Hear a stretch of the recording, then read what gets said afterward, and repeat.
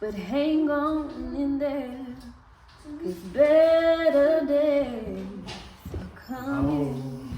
Hey, honey, how are you? Not the best. What's going on? What's going on? Just got fired today.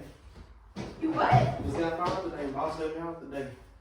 Are you serious? Yeah, so I don't know. Are you okay? I'm not. I don't know what we're gonna do. I don't. I just really don't know. Hey, I don't know. it's gonna be alright. It's not gonna be What alright. do you think I keep pushing me? I'm tired. I'm tired, Jen. I'm tired. Here, just I don't want no water. I don't want no water. Okay. Just leave me be. Just Maybe leave you me should be. just try to look for a job. What else will I do? Okay.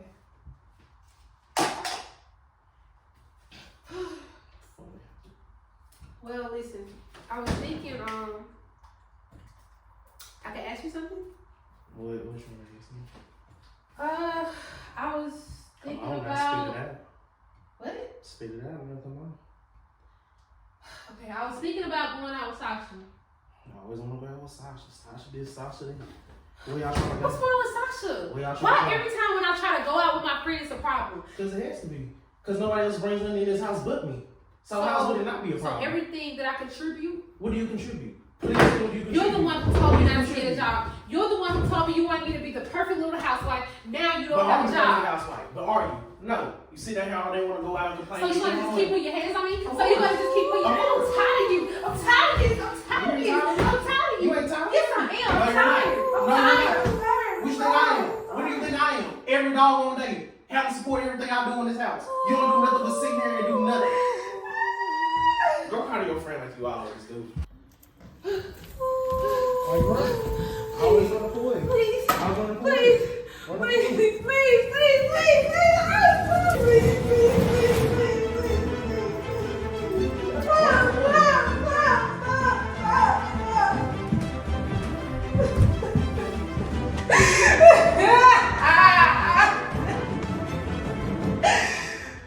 Shut up.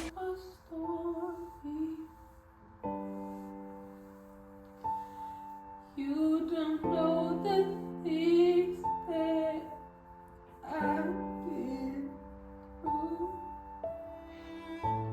You cannot imagine.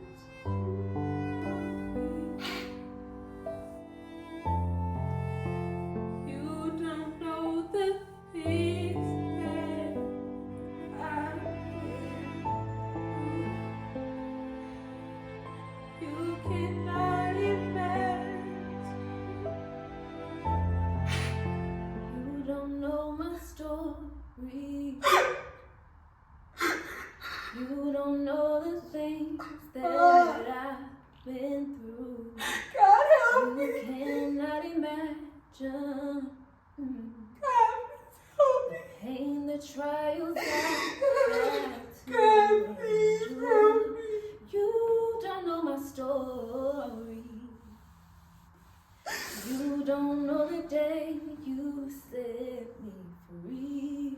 You cannot imagine the strongholds and the walls that saved me. And all God has been faithful to me. He promised He would never leave me. My story proves that God can use me. Deliverance is my testimony. You don't know my story.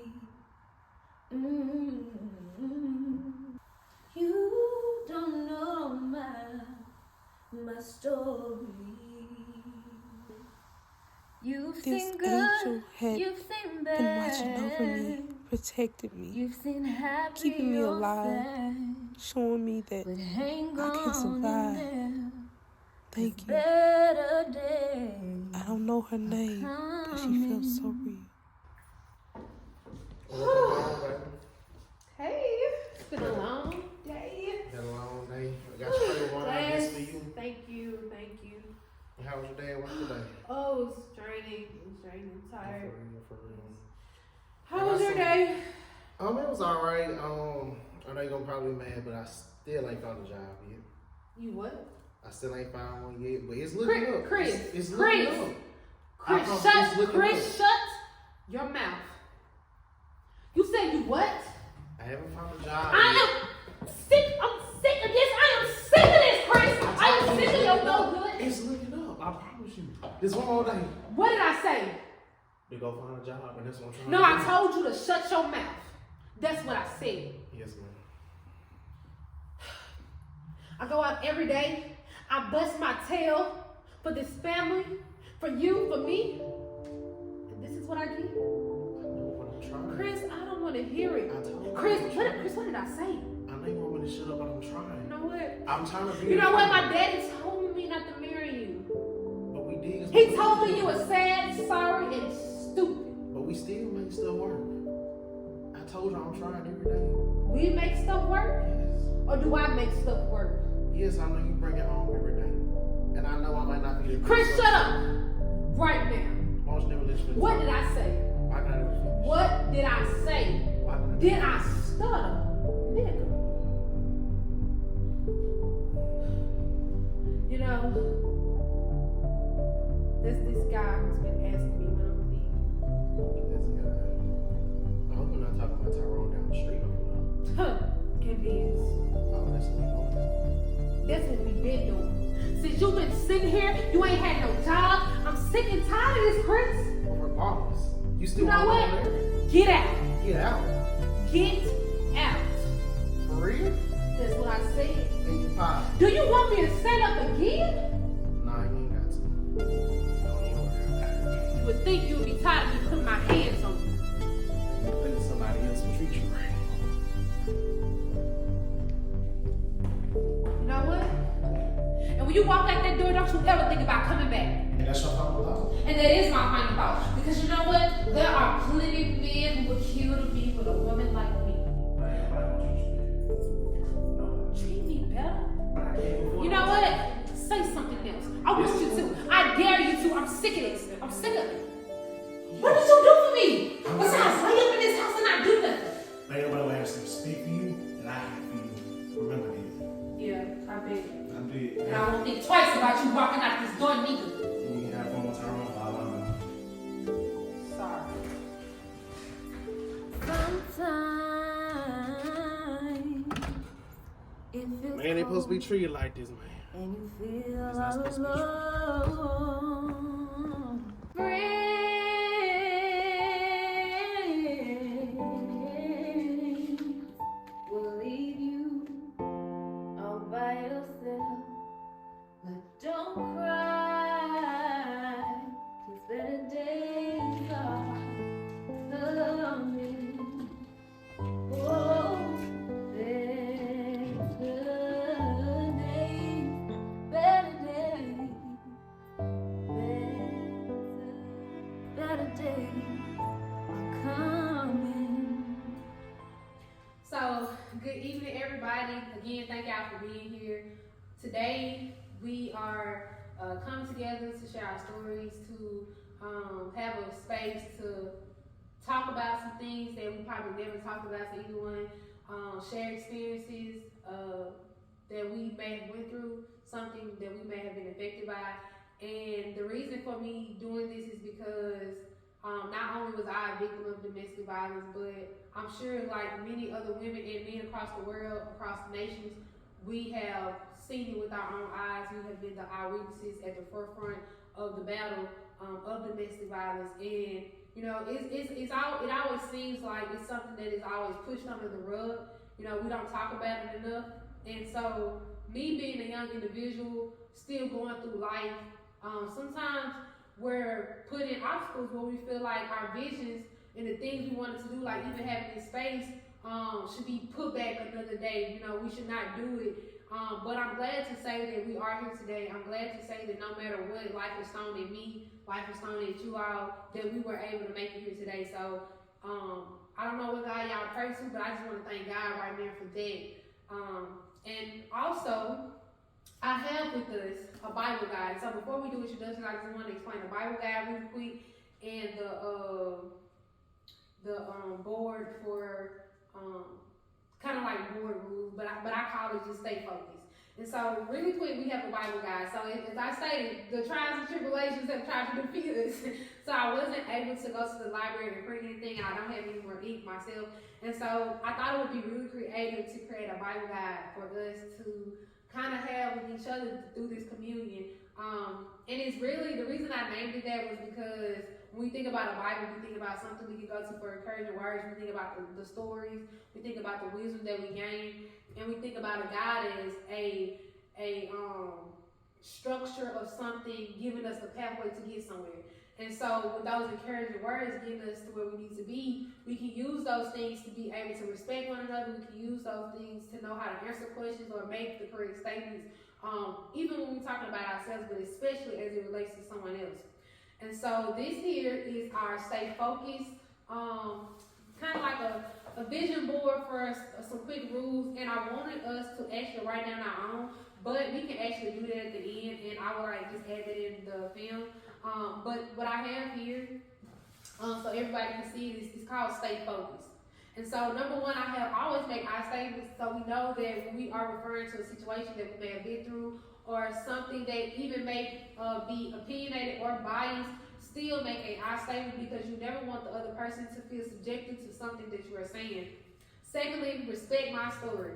When somebody's talking, you know, for one, be respectful when somebody's talking, and still just respect that person and what they went through. One of the key things that I want us to do too, once we get to the Bible guide, is we're gonna all kind of read a statement in the Bible guide. So kind of like some of the quick facts before we actually do commune and tell our stories.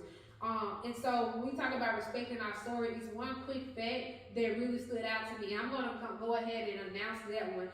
We may read it, we may not get to it, but it was that certain types of violence is not labeled domestic violence. And that can be, example, slapping, pushing, or shoving.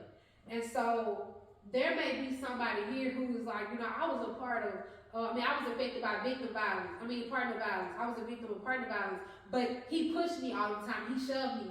And one of us, and it may not be, but just for example, one of us may, in the back of our head is like, that's not domestic violence. All he did was push you. So regardless, that was something that was an impact on her mental health probably, or his mental health. So we want to respect each other's stories, no matter how little or how big that violence was. And then next, it's okay to cry.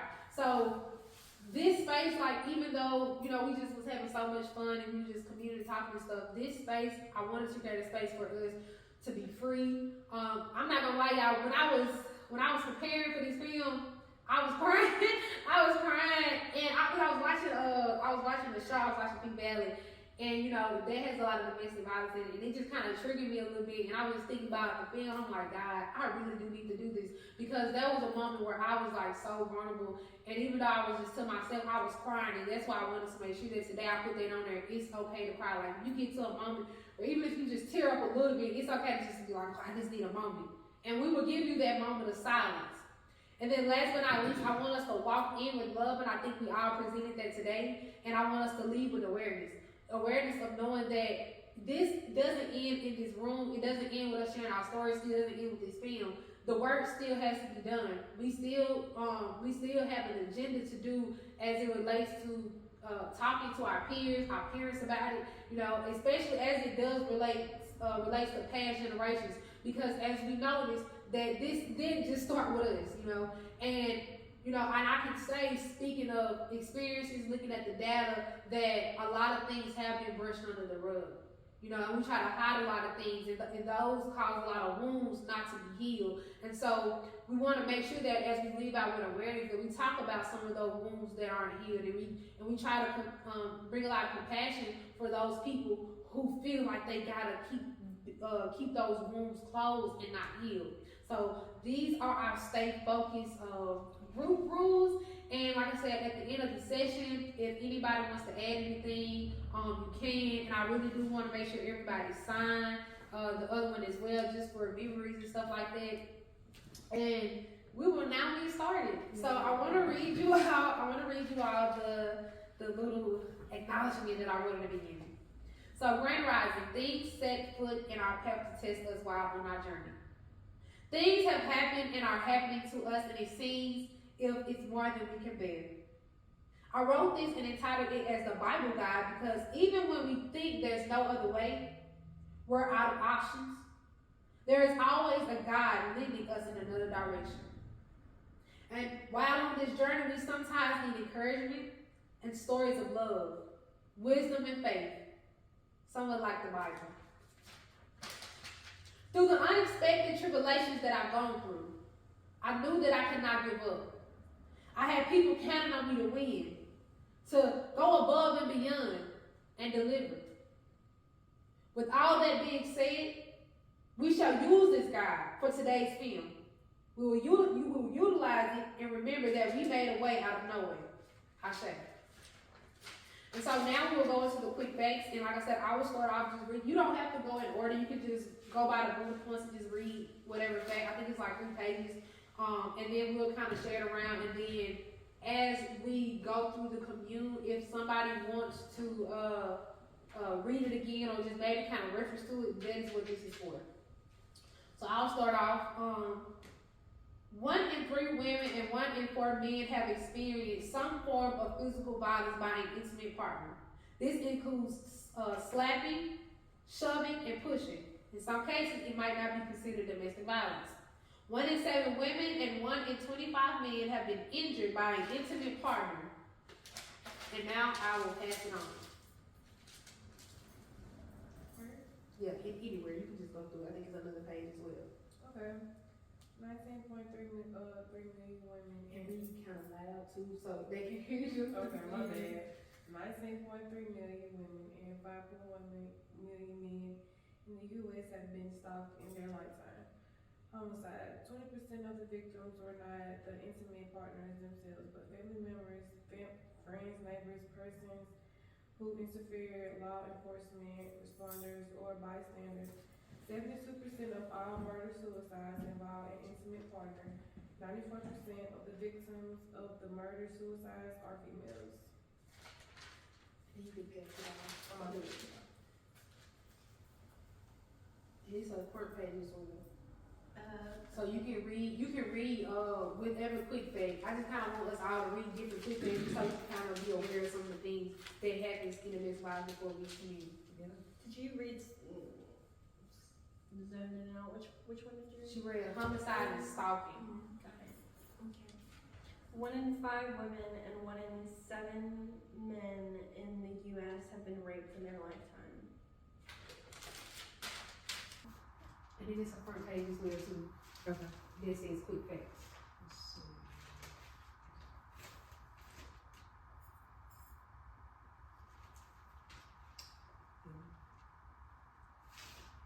That's not it. I think you can turn another page. I think I found it. Okay, yeah. Okay. So, vulnerable intimate partner contact, sexual violence, and/or intimate partner stalking, with impacts such as injury, fearfulness, post-traumatic stress disorder, also known as PTSD, use of victim services, contraction of STDs, and etc. And I think there's some other page too. So 1 in 5 children are exposed to intimate partner violence each year, and 90% of these children are eyewitnesses to this violence.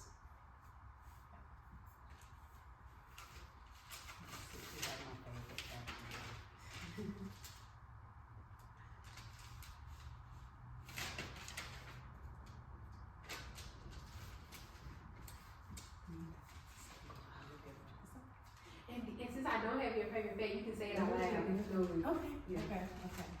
I'm gonna read this one. Okay. The economic impact. Between 21 to 60% of victims of intimate partner violence lose their jobs due to lessons stemming from. That's reasons.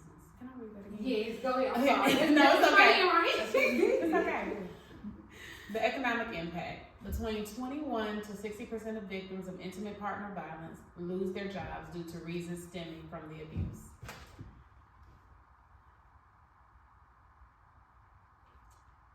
The presence of a gun increases the risk of homicide in a domestic violence situation by 500%. And I think that was something that was very important to utilize. And you could just sit it on here, like I said, if anybody just wants to pick it up, and it's also something too where you can write something in it, like you had that idea, anytime you want to just write something in there, it doesn't have to be a fact, it could just be something you felt or something you went through, something that is a message that you want other people to know about, or to be like, or it can be an affirmation. So anything that you all think of and want to write, that is what that book is for. And like I said, at the end, we'll also use this other board to write down things that we feel like people should do when they have these kind of groups and stuff like that. Because we want to share this to the world, we want to share this to others, so they can look at this too as a guide. And so now, we will begin our focus group. So I want to kind of let everybody go around and just tell who they are, and we'll get started. So my name is Aisha. I am a student at Hines Community College. I do a lot of things. I'm an activist, and I am an archivist and archivist. And so I'm here today. I'm thankful for y'all being here, and that's a little quick summary of who I am. Go ahead, Jalen. I'm Jalen. I'm a little shy, but I'm from Jackson. I work with children. I also work, I'm all over a bit. So this is new to me, and I'm happy to be here, and thank you for letting me participate. And I'm so grateful to meet y'all. So this is new to me, so I don't think I'm just new. I'm just new, so I just be to myself.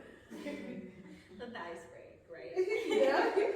My name's LJ. I'm going to Hines Community College as well. I'm an artist, and I'm an art business, Joy to Grow on Art. And I also just am really passionate about the things in society that should not be, but they are, So I'm really happy to be a part of this. Thank you. What's up? I'm Afton. I'm from Jackson. I know. I really am. I'm from Jackson. Yeah. Right now, I'm a full-time comedian. So I'm doing that. I just moved back to Jackson recently. I worked in film right before the strike stuff started going on. So yeah. So what I mean. Well, I am Danny. Some people call me Donnie. I am a credentialed victims advocate. I am also a nonprofit founder of an organization here in Jackson that assists survivors of domestic abuse. I'm really happy to be here. Thank y'all so much. And I just definitely want to give you a shout out, Donnie. Again, thank you for being here. And I always love how her expertise and actually and I want to say this on here too. This is my first time meeting her in person, so it is an honor for me. Like, she found me on Instagram, and it was like, I think it was heaven sent, And I always tell people I'm so spiritual. Like, I just believe God put people in your life for a reason. And even in this space, I think this was done for a reason. So if anybody doesn't want to begin, I want to give us a moment of silence. And so, even in that opportunity, if somebody feels like they want to say something or something's sprung on their heart, we will go ahead and say something. If not, then I will kind of begin, and we'll just commune.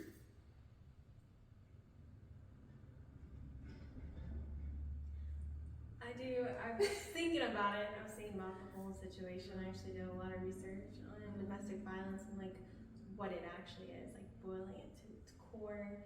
And though I've never been physically hurt in a intimate, relational aspect of that, domestic violence is also a household issue between, parents and child, siblings and child. Anything that happens in that intimate setting of what a home should be and where things are broken, that is an issue. And I'm a survivor of one of that. It takes different facets, and I want to bring light to all the different ones, not just, relational between like a man and a woman, but also between like a father and a child, or a mother and a child, or like a sibling and another sibling. Like that's a very big issue in our society today. The fact that like parents have not stepped up to the plate to be the parents that children need to be, and now we have children growing up in broken homes and accepting things like it just carries on into your relationship with a significant other or spouse, because that's all we know. It's what we learned from what we've seen and what we've lived in and what we've been through. Absolutely. Yeah, domestic violence definitely is not only intimate partner violence, and that's why intimate partner violence is even a term, because all domestic violence is any interpersonal relationship. So like you said, it could be a mother and a child. It can even be adult children abusing their elderly parents. That's still domestic violence. So yeah, absolutely. I wanted to ask y'all a question, and it's kind of like an open, opinionated question. Do you all feel like that there's a gap when it comes to parents, or even, and I don't want to say advocates, because it's kind of like that's their job, but people as in the community and families not bringing up enough awareness about abuse and misuse, because sometimes we are already doing it to our kids. So it's like, I can't tell them this is abuse because I may be whooping them, but they're calling it beating. You know, what do y'all feel about that? With that? So yeah, absolutely. I feel like there's 100% a gap in education surrounding domestic violence from beginning to end. From even our youth, you know, in our school age, actually elementary school age now, they're not taught. First of all, they see it at home. So they grow up thinking that this is what a relationship is supposed to look like. And then they get to school and their friends a lot of the time are experiencing the same thing. So they feel it's what it's supposed to look like. Nobody's talking to them about it. The schools don't want people coming in talking about relationships with young people because they feel like they're too young. But what they have to realize is these kids are going to engage in relationships regardless if we tell them about it or not. So why not educate them and let them be aware so that they can make informed decisions on how to date and have a healthy relationship, because they're having them regardless. Exactly, for sure. And I think too, even with that, like even when I was in elementary, I remember this one time I had a classmate, and she was a firm young lady, meaning that her body figure was already out. I think we were only like in the 3rd or 4th grade, you know, and all the boys used to like her. Now, of course, like you said, like a lot, even when it relates to us being young people, sometimes people would think that that child is fast. And the only reason I'm even bringing this up is because I was telling my friend about the time when I was 15 and I got an STD, and my mom beat me because of that. And she was like, why did she beat you? She was like, and why did you blame yourself for that? You were a kid, you didn't know any better. And, you know, and even just with my friend, you know, with that example first, the boys used to try to touch on her and stuff. Now, again, people, especially, and I say people like the younger kids, us, we was like, oh girl, they like you. But really in her mind, she's already been exposed to sexual abuse. But then going back to the quick facts is, even though a sexual type of violence wasn't even labeled in it as slapping or pushing, but even slapping her on the booty, that's slapping, you know. If it was unwanted, absolutely. If it was unwanted, and it was unwanted, she didn't want them slapping her on the butt. She's not even affiliated with this guy, and so things like that happen young to us, and now we're older. And then even in my situation, here I am 15, and I'm feeling like I'm to blame for something that I didn't even want. And like even with that, that was a sign of sexual abuse. Like for a long time, I kept telling myself that I wasn't raped, because when that situation happened, basically I was talking to this guy, snuck up in my house, you know, being fast, you know, and we really was just talking. Like I'm like, I know I'm wrong for sneaking him in, but we were just talking, and he was just like, oh, I want to eat you out, you know. And I'm like, no, you don't even do that. Like, stop it. I think I was in 9th grade. I had just got to high school, and he pulled my pants down, because I'm thinking he finna do what he said, right? So he put my pants down, and like y'all, when I say it happened so fast, Like I never seen nobody in my life move that fast. Like he immediately pulled my pants down, pulled his pants down, and got on top of me. And so, remind you, I snuck him in, so it ain't like I could scream and ask for help, you know. But I remember like telling him like, stop, can you please stop? Like I don't want to have sex with you, because I really did want to have sex with him. He did have a condom, and I'm already having sex against my will. And in that moment, like all I remember was crying and crying and crying and wishing that I could call my mama. And really, like now that I'm older, I do really wish that I was even strong enough to talk about my mama, about the curiosities I was even having about sex. Right. Because I feel like if I had that courage to go talk to my mom, and if I didn't feel scared to even talk to her about those thoughts or those feelings, then maybe I wouldn't even been put in those situations. And you know, and then even thinking about the way I grew up around men all around me. You know, and it's like, even as I'm older, it's like, I don't try to blame my mom because maybe she grew up the same way, you know, but it was like, it was still like this cycle of taking accountability on both accounts, you know. And like I said, even when talking to my friend, you know, she was like, I do feel like, you know, it's good that you took accountability. Because she's like, you could have made a better choice, you know, but you still didn't know any better. You know, she was like, you was thinking as a kid, like, oh, I'm just being a kid, you know, I'm just having fun. And sometimes that fun, it turns into something else. And like I said, after that, a few days, I found that I had gotten an STD. And I remember telling my well, I didn't even want to tell my mom, but I had to because I was under the age of consent. I had to tell her. And my doctor, she couldn't get in touch with my mom, so she called her friend guy. Her friend guy ended up telling my mom, my doctor called him. And now I'm like, what is your doctor calling him for? And I'm like, I don't know. I'm still trying to find my way out of not telling her. Right. And then we had to go to the doctor because I told her I need to go pick up some prescription because my doctor said maybe it's diabetes or something. You know, I'm trying to tell her something else. So my mom was like, you know what? Something ain't right. I'm gonna look at her medicine. And she looked at my medicine and seen it was some pills to get rid of chlamydia. And I remember even in that moment, she like slapped me in the car. Like, I mean, it was just an outrageous moment, you know. And I remember even in that moment, she was like asking me, why did I do it? And I remember telling her, I don't know. I just acted.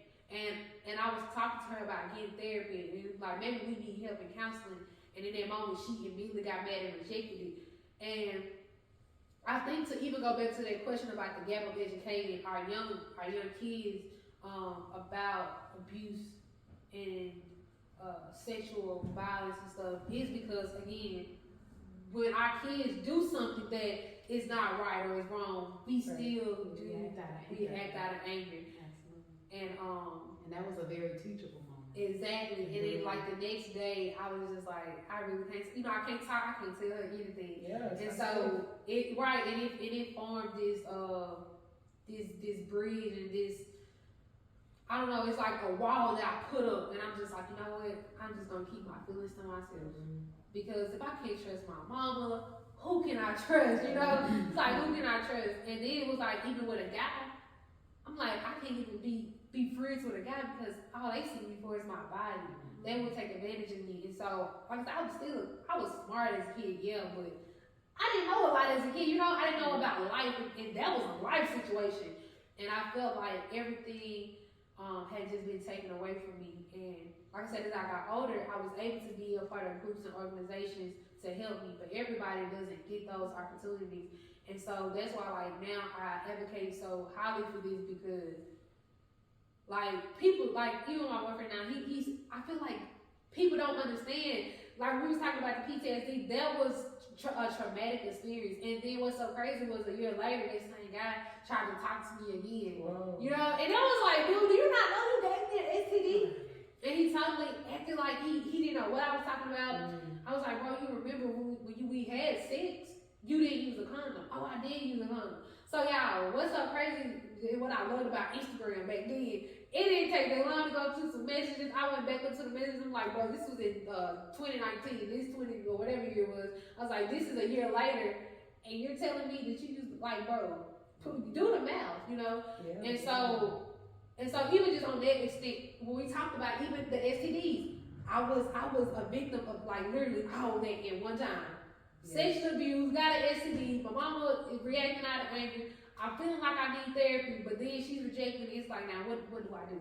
And so that, like I said, that happened to me at a very young age. And so, and like, even as Donnie said, when we think about this happening to our babies, like I was still a baby, you know.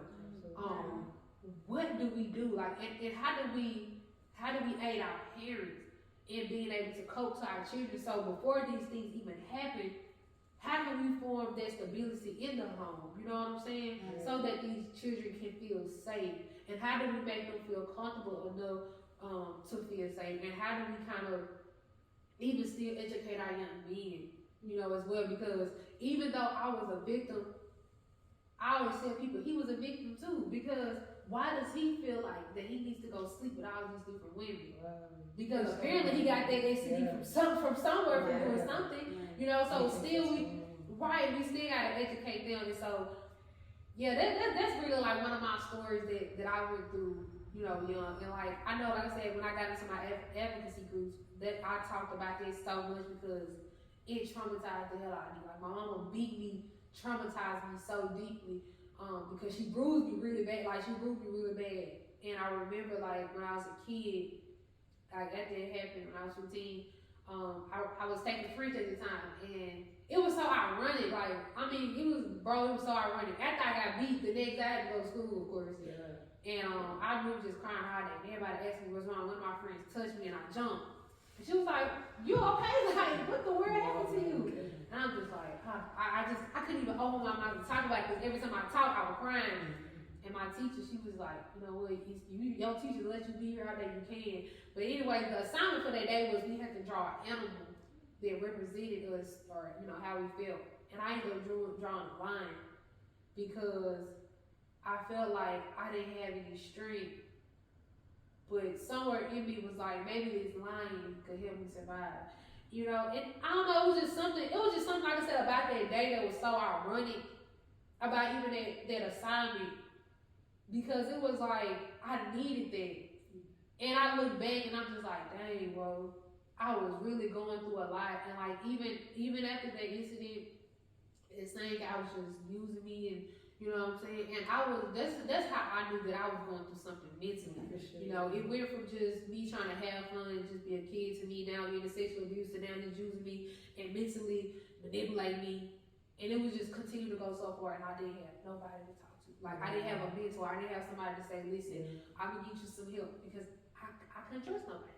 So I was allowing the abuse to continue, and that's why I just think about that, and I'm knowing that I wasn't the only girl who was going through that. Like when we look at these quick facts, when we think about 1 in 4 women, when we think about 1 in 7 men, you know, all these different numbers, it's like 1 in 7 men in each state, in each city, in each county, in each country, like in the world. Like that's a fourth of the world in women. That is a seventh of the world in men. Like exactly. If you took a knife and you cut the world in half, like that is a chunk of the world of people who have been hurt, and no one talks about it because, like you said, there's no safe space created. It's not even just judgment of what happened, it's like judgment on the person. And it's like you didn't do anything wrong, but you're beat for that, what happened to you. And so that creates, if something bad happens to me, I have to hold it in, because if I speak up, then something even worse is going to happen. Because it's not even, the trauma of that is awful, but the trauma of having your mother, like the person who nurtured you as a baby, like when a baby comes out of the womb, they need that touch, like from their mom, like they actually need it. It's like part of the development of like a child, but when a child gets beat by their parent over something that they should be open about, which is already awful enough, like that's your body that you have no control of, and you don't like there's just so many different levels to that. It's to just have trust that, broken, like on a fundamental level, right? So And like, all really hard to aspects. regain that, or rebuild that trust, especially with people that you look to for your first lessons of intimacy, kind of betray you for all practical purposes. And I definitely feel like, I'm so sorry, but I hear a lot about what you said too, internalizing a lot of guilt about what happened just because the people around you didn't make you feel safe enough to understand that what happened to you wasn't your fault, like, and just their lack of education about how to talk to people who are dealing with abuse. And so that's why, like, I'm really thankful for you, and you are part of the solution because you create spaces like this that are safe where people can come talk about the things that are happening to us, and hopefully people watch this and listen and feel less alone. I know that was really a big part for me. I felt genuinely isolated, like, after going through abuse, and I think that's something that is honestly probably one of the hardest things to overcome, because it's like, where do you start to, like, get over this abuse? So, like, you know, I love that you picked the lion, because that's brilliant. And when I definitely was in the middle of my abuse, I found a dog in me too, you know. So, yeah, like, really, you start to trust yourself on, like, a whole new level. And I think that was honestly the standard. I was like, I have what feels like no one, but I can start to trust myself, and then it got easier to look for trust in other people and look for love in other people too. So definitely, thank you. You welcome. Yeah, Thank you for sharing that. Girl, here I go getting emotional. I know, Duddy, you want to say something, and I'm gonna say this and be quiet. But I think that's still like something hard for me to do. Yeah. You know, especially you think as you get older it gets easier, but it seems like it gets harder because it's still a trust thing. Yeah. And I have actively breaking right, trust. yes, because I have a hard time. Yeah, I have a hard time trusting people, even as it comes to like friends, like you know, and like even though that's on a different spectrum, like even though it's not even about them hurting me physically, it's still like I'm scared that they'll hurt me mentally, or if I'm going through something, can I even come to them like, who do I have? Am I safe to come to that person? Yeah. And that's still a trauma response. Exactly. That's still a trauma response. Even though you're not fearful of physical harm, that emotional harm is still a trauma response, because you were not only, so domestic violence is multifaceted. So that one incident led to you being sexually abused, physically abused, emotionally scarred and abused.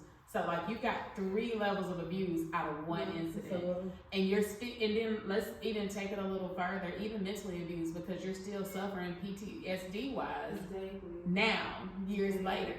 So it's a trauma response. So you can say absolutely it might not be physical abuse, but it's still a remnant of your abuse. And that's the crazy thing about the way domestic violence works. I have not ever physically, emotionally, mentally experienced domestic violence personally. However, I was witness to it as a child. Never knew what it was. It was just the way my household ran. I grew up in the early 80s, and my father, while he was an amazing dad, he was a horrible husband. Very mean to my mother, but he also love bombed her. So we saw him loving on her, and then when he was angry, he was knocking her upside the head. And so for us, that was just the way life worked. We did know we didn't like the way it made us feel, so we didn't want that. You know, like that was not something I was going to accept. However, what I didn't realize is my niece, who was only 7 years younger than me, she was witnessing that, and she loved her papa and her nana so much that was okay for her, like that was normal for her. And so she grew up, got in high school, met this guy, her high school sweetheart. They were gonna be together forever. They had 2 children after they graduated high school. He was very controlling, but again, my father was controlling to my mother. So for her, it's what it is. Our family is the type of family, was the type of family that we didn't talk about feelings. Even now, after so much has happened and gone on, my dad is dead and gone, has been dead for almost 18 years. Even when we try to talk to my mama now, she does not want to talk about it. We have brought up specific instances. There was one particular fight I remember. This hole stayed in the bathtub wall for years. I'm talking about 10, 15 years. And every time I saw it, it reminded me, we were getting ready for church one Sunday morning. And I'm in my room, my sister's in her room, and my mom and dad are in their bedroom, and I just hear them arguing. Don't know what they're arguing about. Then I just hear a lot of thumping. So I went out of my room, my sister went out of our room. My mom was in the tub. My father attacked my mom in the tub. Has pulled her out of the tub. My mom is naked, and she is fighting for her life. And Once he realized we were present, he got up, left, and my mama continued to get dressed for church.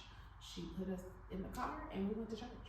Nothing happened. Nobody ever talked about it. So a couple years ago, we brought that up to her, and she was just like, I just pray about it and move on. And that's something, I don't know if your culture experiences that, but this is a huge thing in Black culture.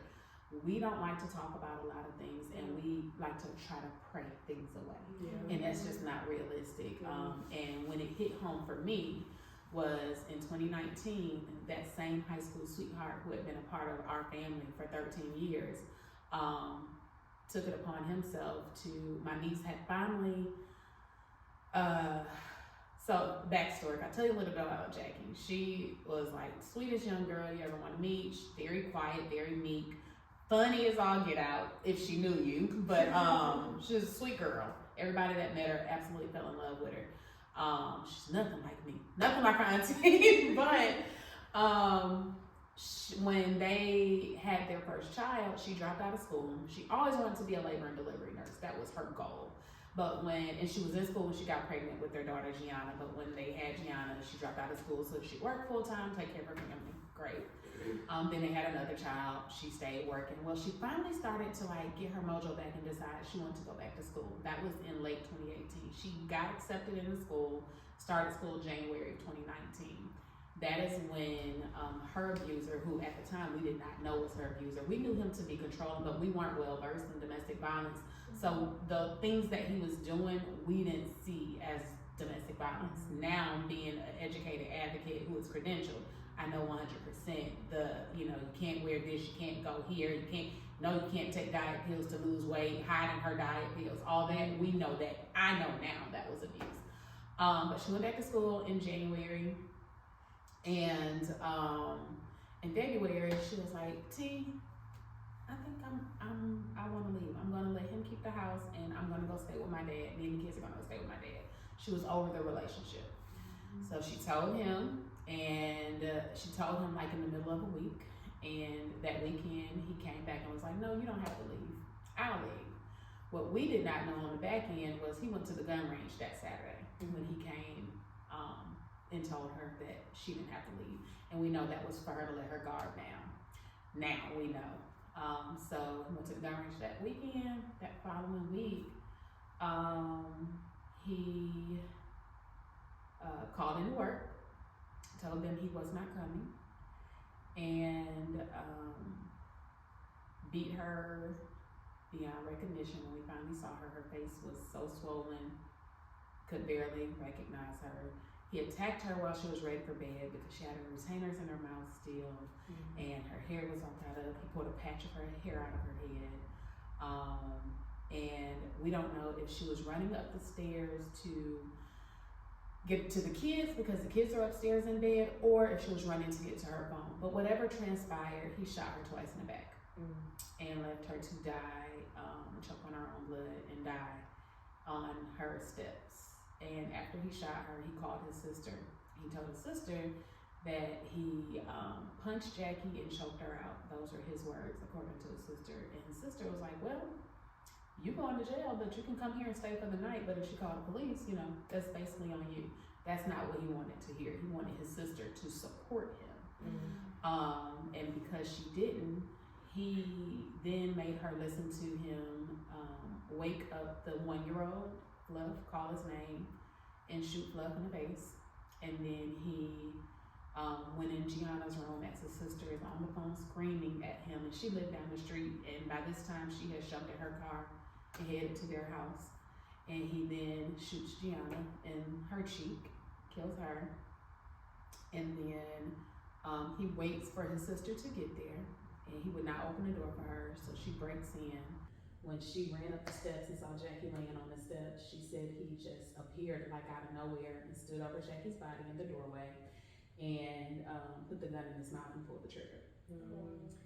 And so naturally my family was devastated. We like, where did this come from? And as we began to we were actually packing up Jackie's house, but as we were packing, we were unpacking all of this trauma from years and finding things finding that he had medication, mental health medication that he should have been taking. He wasn't. He had locked away in the safe.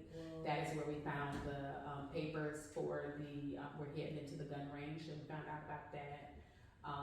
We also found that he had taken her weight loss medicine and hid it, and she had been thinking the kids had thrown it away, so she died not even knowing half of the stuff he was doing to control her.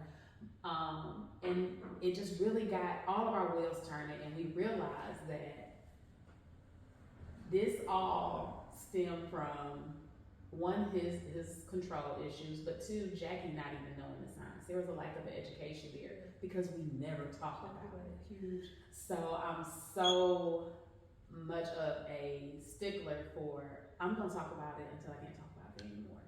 Because me sharing Jackie's story or my mother's story or what it was like as a child to witness domestic violence against your mother, I don't know who it's gonna help. I don't know who it can save. It can be that light bulb moment for other people. So this is what is needed. This is the start. Having those tough conversations and just talking about those experiences, because after that happened to my niece, people I've known for 30 years, literally, since we were little bitty kids, approached me and was like, my baby daddy, you locked me in a room and kept me hostage for 2 days. We're done. Or, so-and-so used to beat on me. And no, I didn't know. How would I know? You never shared that. I've been knowing you 30 years. Because we're just always wanting to keep everything so private and so quiet, but you never know who you could help by sharing those stories. So I appreciate this space. I am so sorry for your loss. It is really hard to. I can't imagine. I really can't. But sharing is the way to find a way to negate all of this. We can end this thing, and it's such an epidemic now. I call it an epidemic because every time, look at the recent headlines with Diddy and Cassie. Yeah, this stuff is a real thing. People that you never, think about, years ago when they were public, nobody knew any of that was going on. You would have never thought. So, and it's from celebrities on back. And you hit it. No, go ahead. I was like, you look at the comments, people making fun of it. That's great. They think it's funny. Yeah, that's funny. It's a joke. And a lot of that also is trauma response, because I'm willing to guarantee that a good percentage of those people making those comments, they have either witnessed domestic violence or been victim themselves. I'm willing to bet y'all. I'm telling you. In this, we just read the statistic, 1 in 4. So there's 5 of us. Somebody, just think about if we were strangers, nobody knew why we were here. We were just in a room. Think about when you walk in a restaurant. Right. 1 in 4 of those women have been physically assaulted by their intimate partner. 25%. 25% of women. 25%. So it's an epidemic, and the only way to combat it is through awareness and education. Absolutely. Yeah, and I think even when we talk about the headlines, here Kiki Palmer. Yeah, Kiki Palmer. I don't know why I want to call it Kiki Wyatt, but Kiki Palmer's story, and it pissed me off a little bit.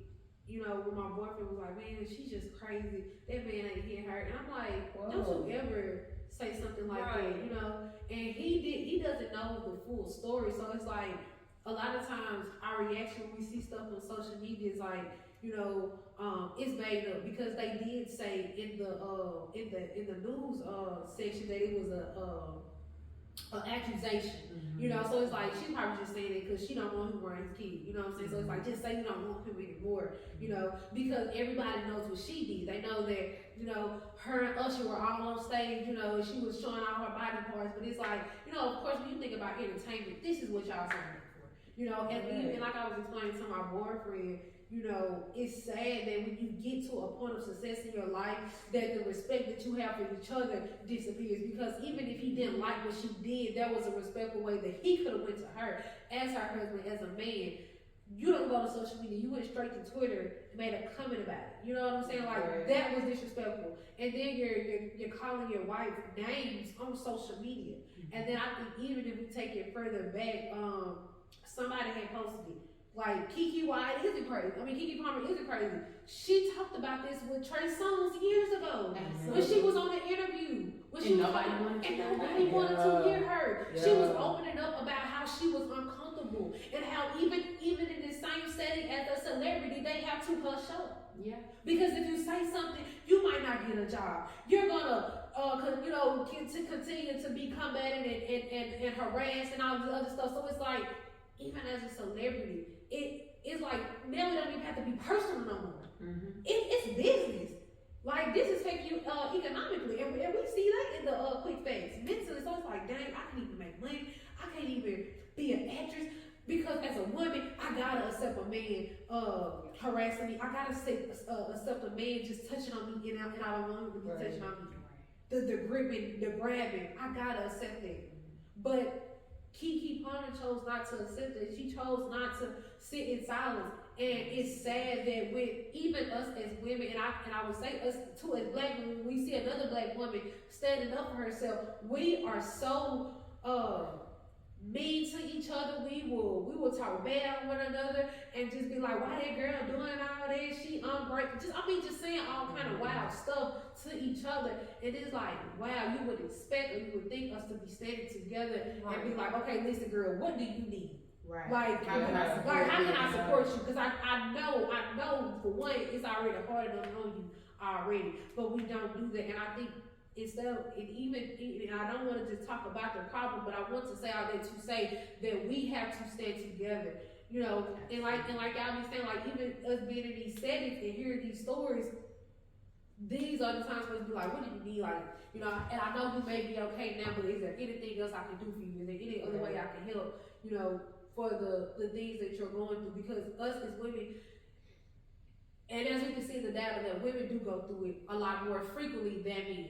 Right. Not to say that men don't go through it, but to say that we do go through it more. So we have to do better when it comes to supporting one another and when it comes to respecting each other's stories. Because, you know, as we said, those people in the comments, we don't respect each other's stories. We think it's funny, and then it is even becoming an agenda with social trends and social culture to make toxicity a thing. That is not cute. And it's not cute. And it's not cute. Absolutely not. And it's not cute.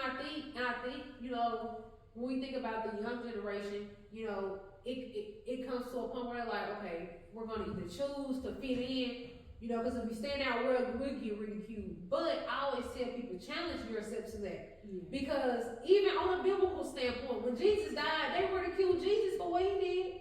But then he saved us all.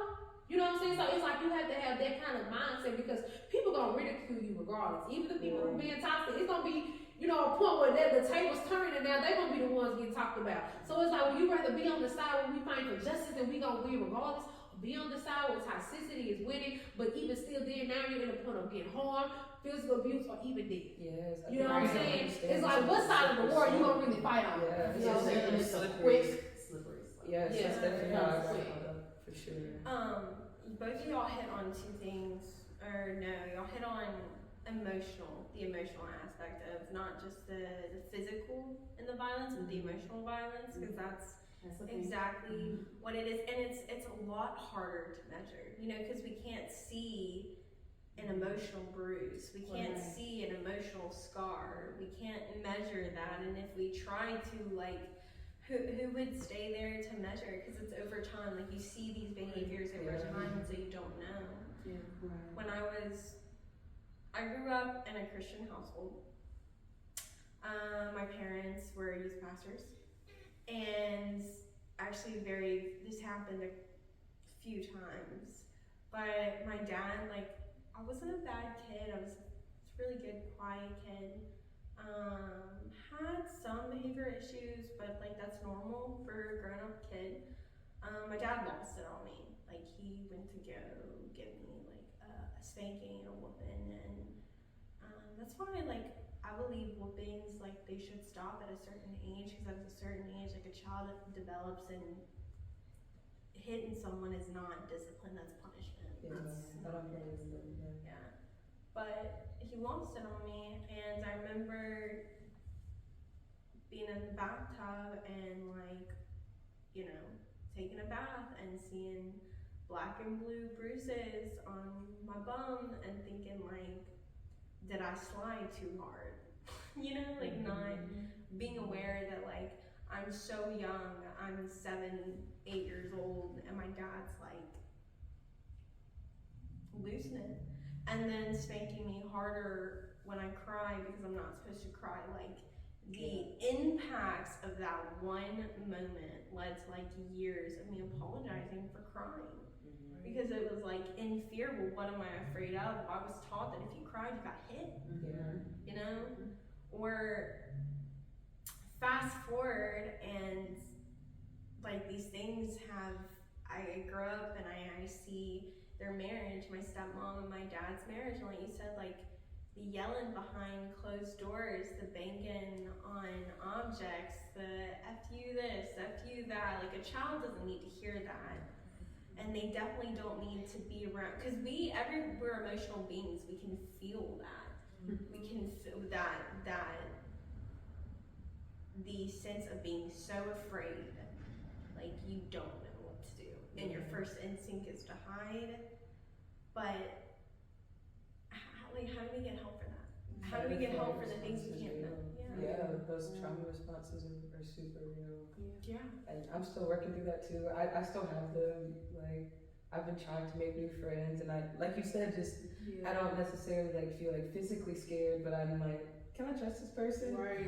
And it's just like this paranoia that just like lingers. It's so insane, and it makes it really hard. But also, a positive side of that is it's been a lot easier to walk away from some relationships too. Yes. Because I'm like, I remember this when I got too much like this, it got weird. Red flag.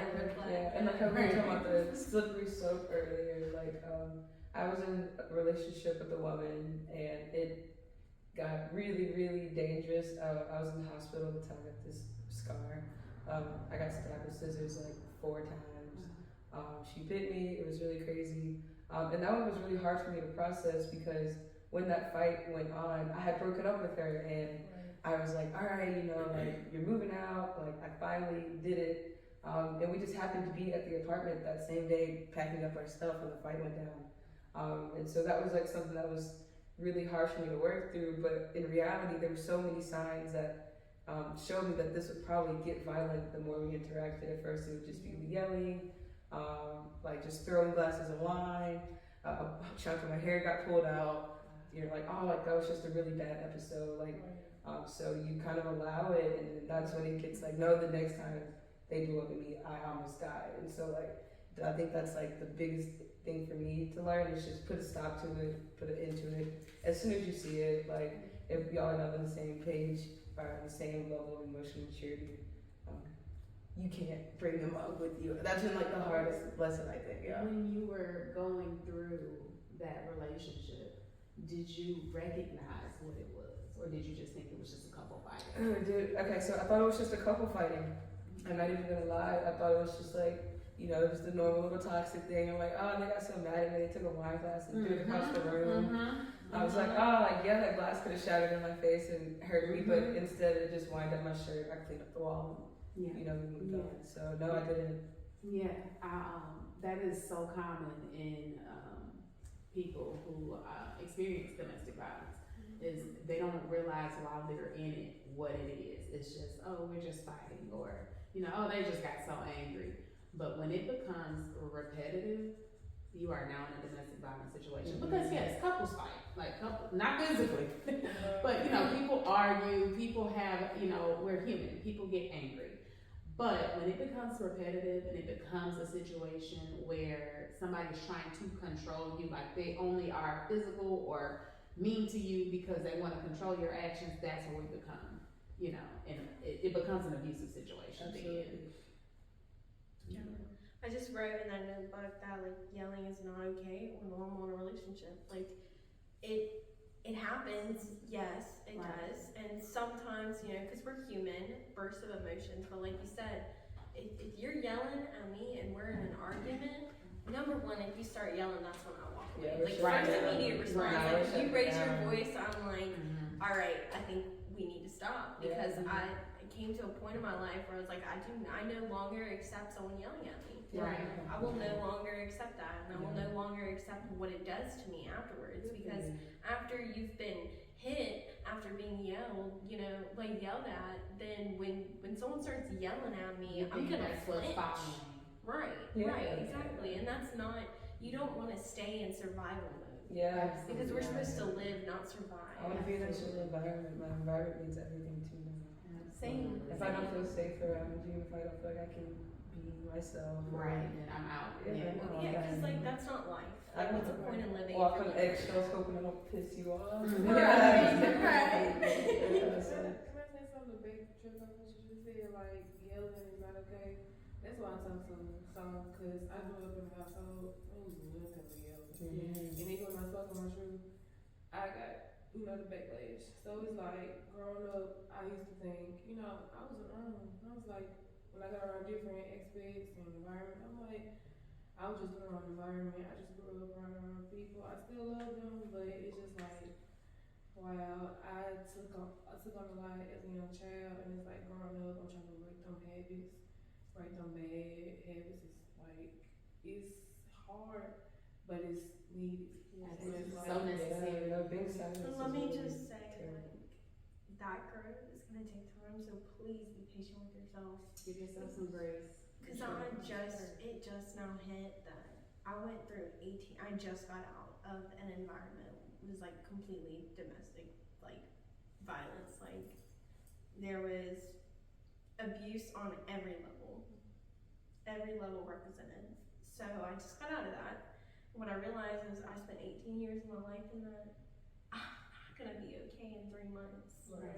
I'm gonna be way better than before, because when I'm growing, I'm hungry to grow. I'm hungry to like leave the things behind, to heal.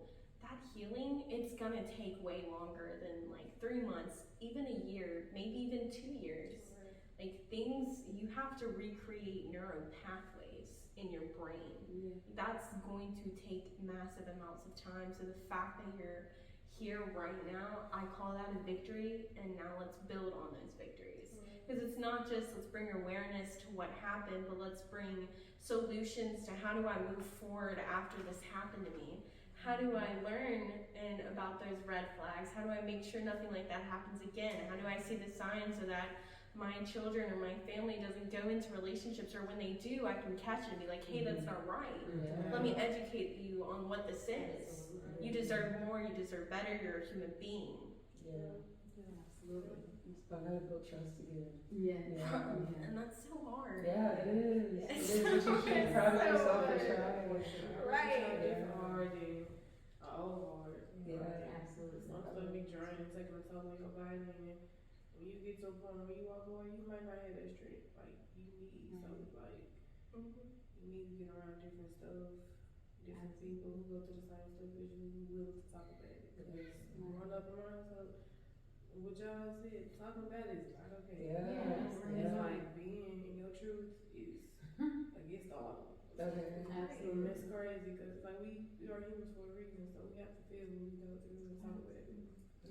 That's one of those things. Like if the people in your life, were more like therapy, you probably wouldn't need it so much. So I'm just like, it's But just. you have to go to therapy because of the people in Yes. So I've found a lot of joy in just changing my environment. Like you have to be vibrating just as high as I am, or want to, to be around me, and I think that's made like just the biggest difference. Absolutely.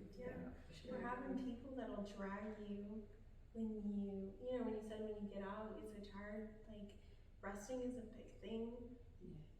And people get so scared about like, if I rest, then I'm depressed. No, if you rest, then you're resting. Now there can get to a point of depression, but that's why we have those people to be like, hey, we're not doing that. Like, you had your resting stage, now your body needs time to be out of fight or flight. If you've been in like 18 years walking on eggshells and you finally like release, that's really hard. Especially coming out of highly traumatic, highly stressful situations. Like one of the things, and I still do it now, and that happened in 2019.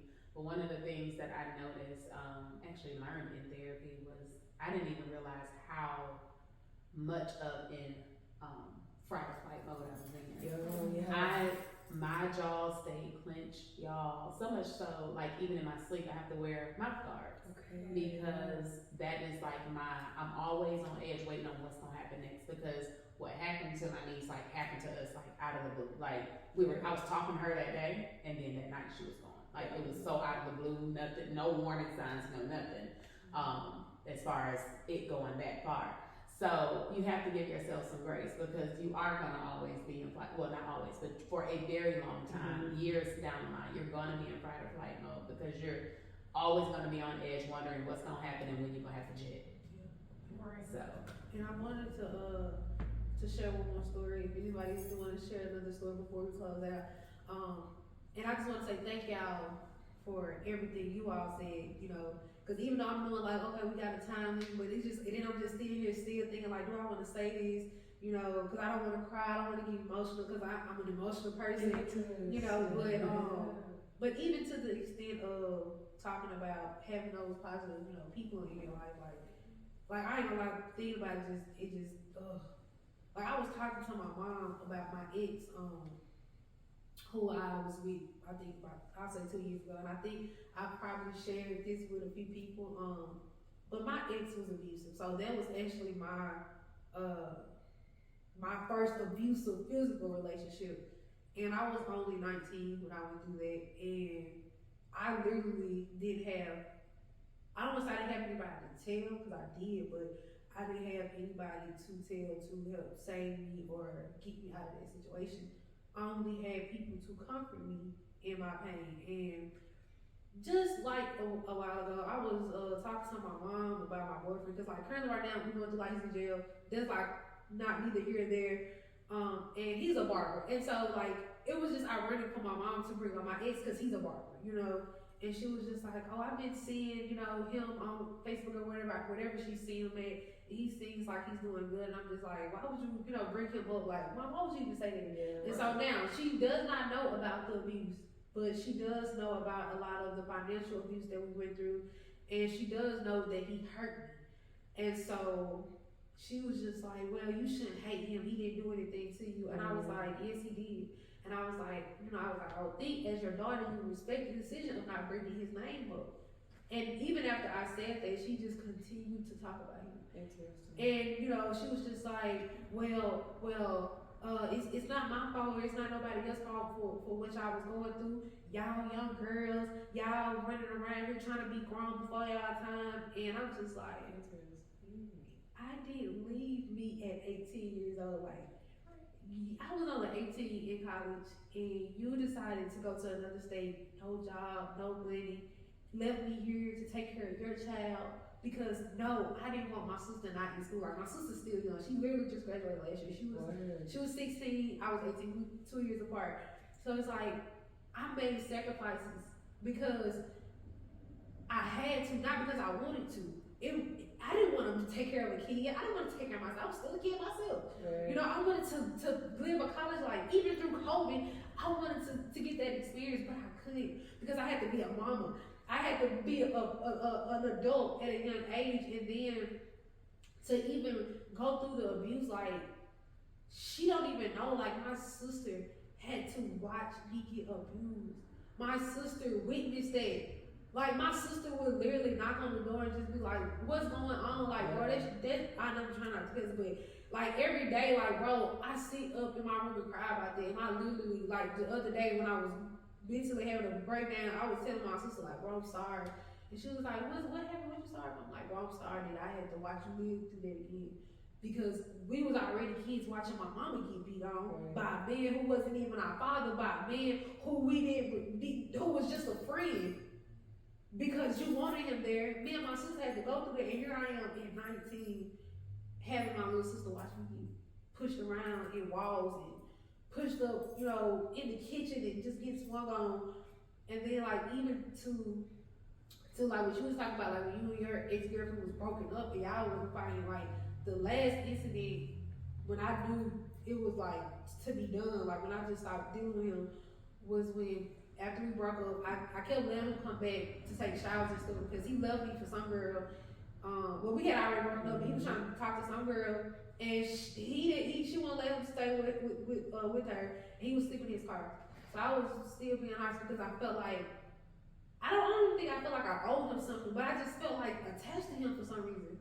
And I think it was more so like, okay, I just need to be here. I'm just being nice, and he was still controlling. He wanted to control me. He didn't want me talking to nobody. He felt like, oh, you are mine. You know, I own you. And I'm like, you don't own me. I'm not your property. And it was one day, a guy called me and he was mad. He threatened my life, threatened the guy's life. And I had my little cousins there with me. And he, like I said, he never just hit me. But that was the first time, like, he hit me. Like, he punched me in my stomach. He hit me in my face.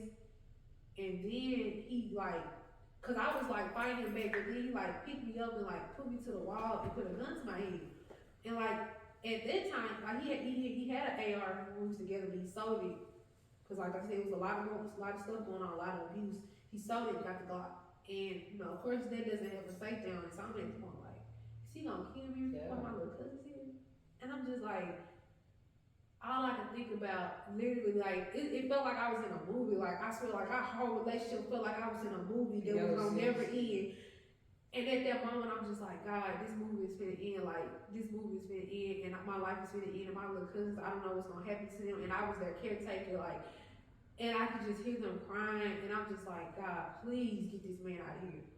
But y'all, when I tell y'all, like I said, I don't know what God y'all believe in, but if the police did not knock on their door, like, oh my God, he just kind of like walked out and was like, who is that? And he was like, did you call the police? And I'm like, how could I call the police? I don't even have my phone. Like, you got a gun to my head. And after that situation, like when they escorted him out and made him leave, I knew that I could not put myself in there again. And like, I was just glad that I ended it before I was dead and killed. And then it's like, to hear my mom talk about stuff like this, like, you don't even know what I went through. You don't even ask me, are you okay? Like, what's going on? I'm like, bro, I'm still young, I'm only 21. Like, you don't even ask me what's going on with me. Yeah. And that's why, like,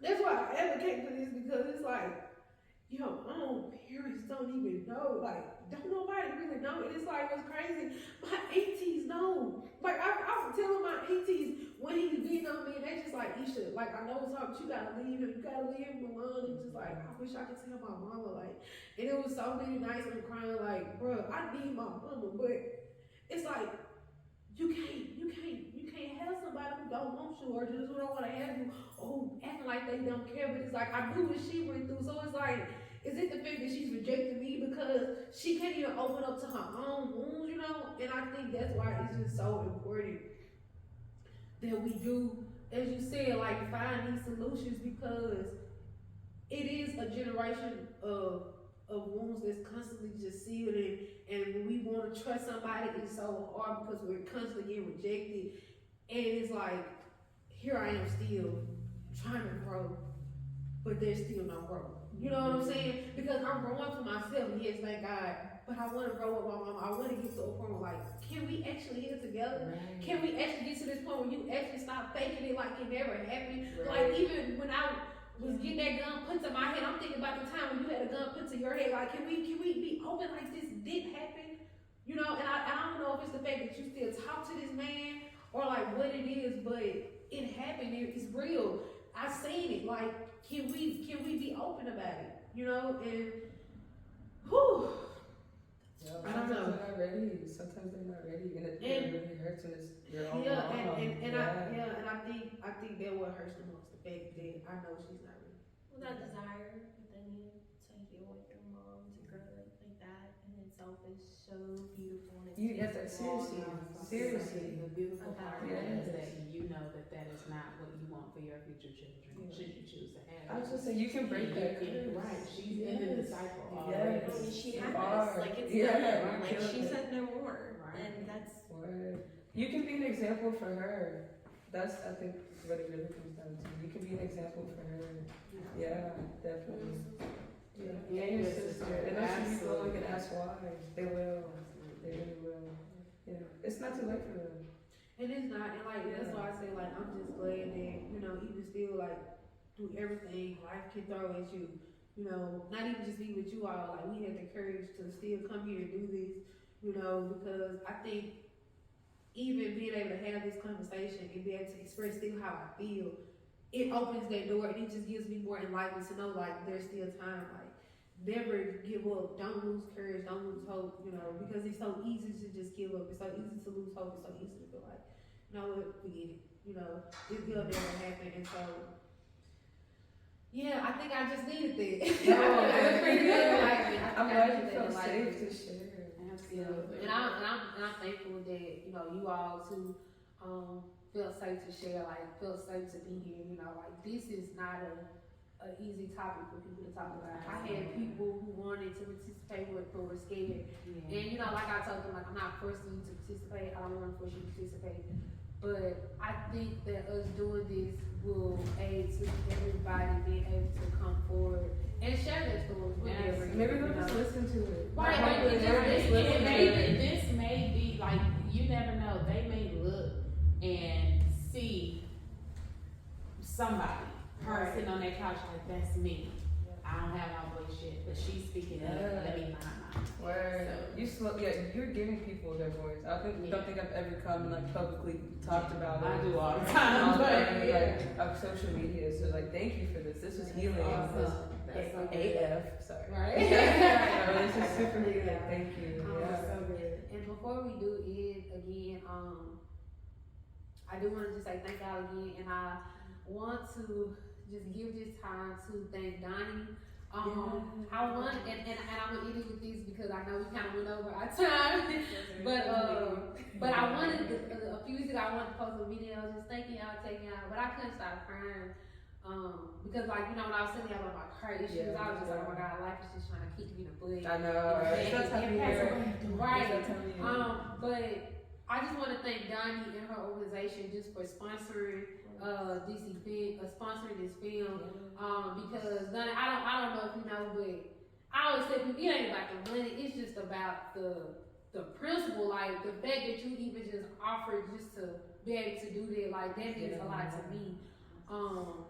Like seriously, like it means a lot to me, and I want you to know I thank you so much from heaven and earth. I thank you and I appreciate you for believing in me and this vision. Like, you know, I always tell people like when you think about giving up, think about everybody who's counting on you, and that's why at the beginning of this Bible I said that like people are expecting me to deliver and to win, and even though I can win with all the expensive necessities and everything to make it look so perfect, they're still expecting me to get up and do something, if not anything, something to stand. And so thank you for expecting me to stand. Like, thank you for pushing me to continue to do this, because the enemy wanted me to stop. And, you know, God was like, no, you're going to keep doing this. And I just thank God for instilling the gift in you to keep sharing your niece's stories and to help so many other women who are going through domestic violence, partner violence, or any other type of violence.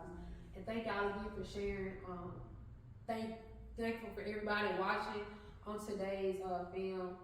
I hope that you all can look at this and not even just take it for yourselves, but share it with family and friends and peers and acquaintances, co-workers, you know, anybody, share it across the world, so that we can continue the drive of pushing this, you know, and continue this conversation, because it is a never-ending conversation until it is ended, you know. And so, that's pretty much it. I thank y'all. I love y'all. And let's continue to stay focused and bring awareness to domestic violence.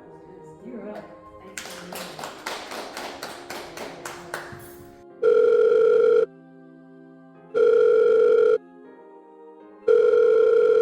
National Domestic Violence Hotline, how can I help you? Like you always do. Wait, what did I just walk in? Wait, on acting? Who was acting? Do you want the thing you do? Yeah, I want to thank you. Like, act like you pushed me, but try to live away with the real. Not self. Definitely. Look, That's that rehab. Not the right hand, the left hand. all right.